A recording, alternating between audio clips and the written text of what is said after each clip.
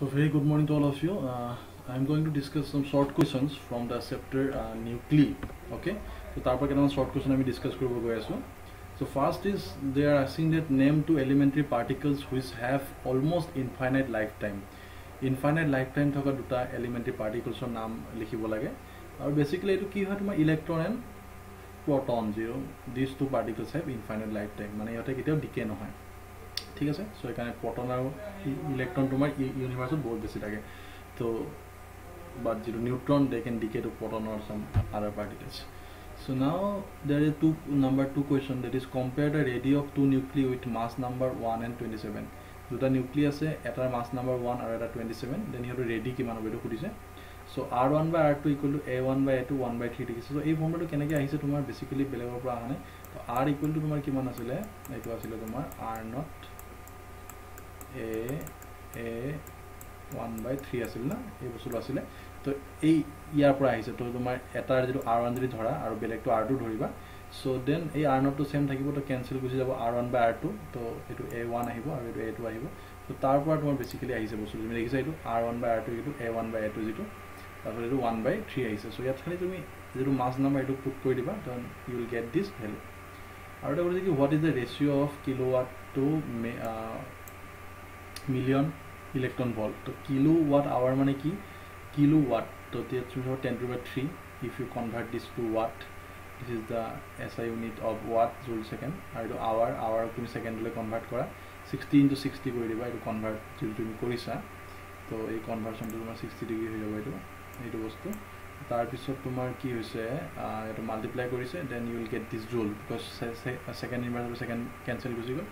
then 1 mega electron volt mane kiman tuma 1.602 into 10 to the minus 13 joule so that's why you have to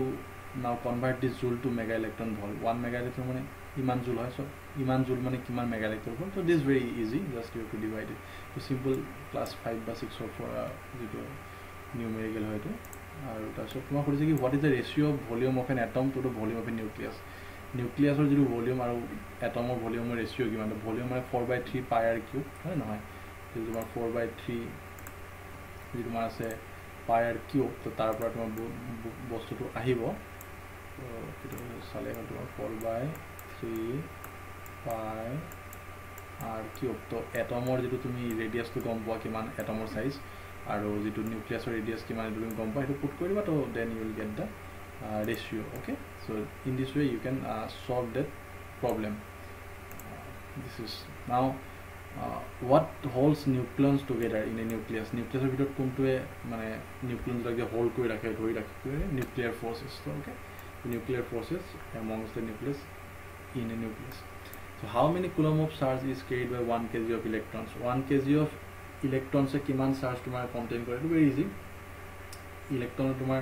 মাসটো কিমান আছে ইলেক্ট্ৰনৰ মাস আমি জানো কিমান 9.1 10 to the minus 30 1 কি হয়তো কেজি হয় না এটা কেজি হয় তো ইমান কেজি তোমার কিমান চার্জ থাকে এটা হলো 1.6 ইনটু * 19 নেকি তো -19 কুলম তো এইটো থাকিব পারে সো তোমার কিমান থাকিব গম পাই যাবা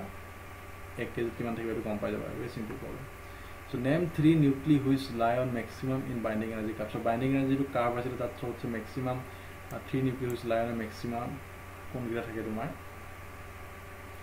it is the maxima zero at a helium carbon and oxygen okay they have some maxima in the binding energy curve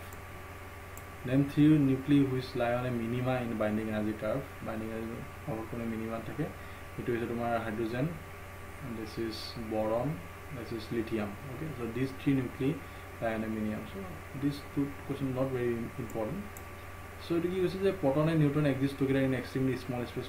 within the nucleus how is the possible when proton repels each other proton jeta thakibo heri ki kiron da repulsive force thakibo but due to this strong nuclear force they cannot the repulsive force is less than this strong nuclear force so that's why they can hold together okay so that is called the strong nuclear force or strong attractive force kani hore thake thik ase despite the protons have repel forces now write down some name and formula of 3 isotope of hydrogen hydrogen tinta isotope naam likhi korche eta hoise eitu je hydrogen e hoy 11 so atomic যেটো তোমার mass number and atomic number দুটো 11 থাকে এটা যে deuterium যেটো mass number 2 atomic number 1. Similarly, mass number 3 and atomic number 1. Okay, so these three are the isotopes of the hydrogen. Select the pair of isobars and isotons from the nuclei. Isobar isotons মানে কি কৈছিলো isobar মানে কি তাৰ যেটো mass number same থাকিব লাগিব আৰু isotons মানে তাৰ neutron number same থাকিব লাগিব নেকি so that তোমাৰ কোনটা isobar হ'ব যাৰ mass number to same so these two are ঠিক আছে carbon and neutron nitrogen 14 carbon 14 so these two are isobars and now isotons মানে neutron number so neutron number কেনেকৈ উলিয়ায় this mass number minus this atomic number okay a minus z যেটো a to উপৰটো আছিল আৰ্টিকলে কৈছিল যে তোমাৰ neutron number মানে কি আছিল atomic mass number minus atomic number so this is আছিল না এইটো মাস নাম্বাৰ এইটো আছিল so this is the neutron number plus this is atomic number okay so n equal to a minus z হ'ব so যাৰ নিউট্ৰন নাম্বাৰ সেম হয় সিহঁতৰ তোমাৰ কি হৈ যায় বস্তুটো same atomic number হৈ যায় so in this way you can calculate these things okay so these two are isotons because the same neutron number 14 minus 6 8 16 minus 8 8 select the pair of the isotopes and isotons from the following so ইয়াৰ পৰা তুমি isotopes আৰু isotons চাব লাগে তো isotope মানে কি আছিল তোমাক কোৱা হৈছিল যাৰ মানে তোমাৰ atomic number to same থাকে ঠিক আছে তো ইয়াত চোৱা তোমাৰ 15 15 phosphorus 30 and 31 so these atomic numbers are same but mass numbers are slightly different but these two are isotopes aru this carbon and neutron so you can see 13 minus 6 that will give you 7 neutrons and 14 minus 7 that will give you 7 neutrons so neutron numbers are same so that's why these two are called isotopes then you are giving two nucleids in the nucleids are they the isotopes of the same element is the isotope hoy na yes because the atomic numbers are same you can see the atomic number mass numbers are different quite different but the atomic numbers are same so that's why this is called isotope jar atomic number same hobo eto isotope boli koa hobo thik ase then two nuclei have mass number in the ratio 1 and 8 what is the ratio of their nuclearity so eta eto r1 by r2 eta ase a1 by a2 eto 1 by 3 যেটো আমি formula পাইছিলো so sir এই the mass number ratio একে same formula বহাই দিবা এটো 1 by 2 আইবো first problem তো নিছে then what do you understand by the fact that the binding energy of helium nucleus is 28.17 million electron volt so iman binding energy মানে তুমি physically meaning to কি বুঝাইছা তো ইয়াৰ meaning to এটো যে তোমাৰ কি যে helium nucleus মানে কিমান আছে তাৰ দুটা নিউট্ৰন আৰু দুটা প্ৰটন থাকে যদি heliumৰ তুমি ফৰ্মুলাটো চাবা তো binding energy মানে কি এই দুটা নিউট্ৰন আৰু দুটা প্ৰটন যদি হোল্ড কৰি ৰাখিছে ওকে তো ইহতক যদি সেপাৰেট কৰিলে ইনফাইনাইট ডিসটেন্সলৈকে যদি সেপাৰেট কৰিব বিচাৰো এই নিউট্ৰন আৰু প্ৰটনটো then I have to give this amount of energy কাৰণ এটা বাইন্ডিং এনাৰ্জি ইমান ষ্ট্ৰং সো ইমান এমাউন্ট অফ এনাৰ্জি যদি দিও তেতিয়া ইহতক ভাঙিব পাৰিম আপ টু ইনফাইনাইট ডিসটেন্স টো so what is 1 electron volt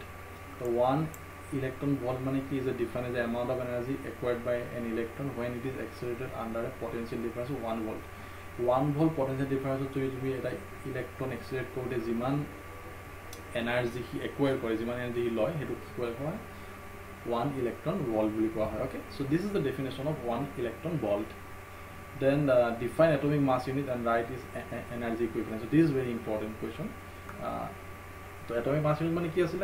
one atomic mass unit is defined so this is important question one atomic mass unit মানে তোমার is the 1/12 mass of an carbon isotope and this is the formula how can you convert this atomic mass unit to kg okay so this formula is very important this atomic mass unit can be converted to kg and there is one more formula is there where this mass can be converted into energy that is using the Einstein relation that is 1 AMU equal to 931 MeV okay so now the question number 18 two binding energy of neutron and alpha particles are this so these are the two binding energy of deuterium and alpha particle but binding energy per nucleon protect to nucleon or mane eta so nucleon mane gom paisa jeto number of protons plus neutrons so which nucleus is more stable so agote ami koisu jar binding energy per nucleon beshi thakibo that is more stable so here you can see this is helium 4 is more stable because its binding energy is greater than this binding energy per nucleon of the hydrogen which one is unstable among neutron proton electron and alpha particles so ei gita alakoi unstable kontu neutron so neutron can decay into different particles okay nuclear forces are short range forces comment koribose ki hoy mane bostu to nuclear forces operate within the nucleus okol nucleus or bhitorte operate kore so that's why it is called the short range forces, and the distance is 10 Fermi. Okay, 1 Fermi means 10 to the minus 15 meters, so 10 Fermi means 10 to the minus 14 meters. Then two nuclei have mass number in the ratio. This what is the ratio of the nuclear density? Okay, so nuclear density to calculate, but one thing is very important: nuclear density does not depend upon the mass number. Already we have discussed these things in our video, so therefore it does not depend upon the ratio. Same thing. Now let's do some question from the radioactivity part. So it was a nucleus. This is the nucleus X, M, N. M is the mass number, N is the atomic number. Emits one alpha particle and one beta particle. Now what are the mass number and atomic number of the product nucleus? Okay, so when a particle emits alpha particle, so alpha particle jeta tumar emit kore tetia hi kiman tumar he loss kore ami koisu je alpha particle formula to tumar ki asile ami koisu yare tumar eto alpha particle no to kiman hoy yar 4 2 ahe no yat 2 ahe ta mane mass number 4 komi jay aru atomic number 2 mane komi jabo aru jodi tumar aru eta ki ase tumar aru koisu ki one beta particle okay beta particle tumar jetia করা হয় তো beta particle কইলে কি হবে তোমার beta particle কি মানে এইটো আছে 0 - 1 এটো না ইলেক্ট্রন সো এটো হি এমিট কৰিছে তো ইয়াত কিমান হ'ব তাৰ মাস নাম্বাৰ কিমান 4 + 0 4 কমি যাব মাস নাম্বাৰ এন্ড দিস ইজ 2 - 1 আহি গল তাৰ মানে +1 আহি গল তাৰ মানে এটমিক নাম্বাৰ কিমান কমি যাব 1 কমি যাব okay so this is the way that we can see so here you can see yeah this is the mass number m - 4 so initial mass number m asile so when it decays the alpha particle then mass number decreases to 4 so that's why this is the new mass number m - 4 and charge it will gain loss charge only 1 because eta komi goisile ami saisulu so charge komi jabo so n - 1 ahibo so arrange the radioactive radiation in order of increasing penetrating power কাৰণ penetrating power কাৰ সবচে বেশি আছিল আমি পঢ়নে কৈছে alpha beta gamma to gamma সবচে বেশি আছিল because the mass is very small so gamma are also called electromagnetic waves why so this is very important question because gamma are bundles of photons they are actually the photons of short wavelengths and they are traveling with the speed of light so that's why they are called electromagnetic waves and also they are showing these properties okay what is the relation between decay constant and half life of a radioactive element half life or radioactive sorry decay constant of the formula to ki asile eto t equal to 0.693 divided by lambda so this formula is very important. Now, what are the units of activity of radioactive elements? Key units asile one is the 1 curie that is 3.7 into 10 to the minus 10 deciliter per second so this is the 1 curie and one Rutherford 10 to the 6 deciliter per second and one more unit is there that is I think becquerel asile becquerel okay so one becquerel will be becquerel will likha hoise okay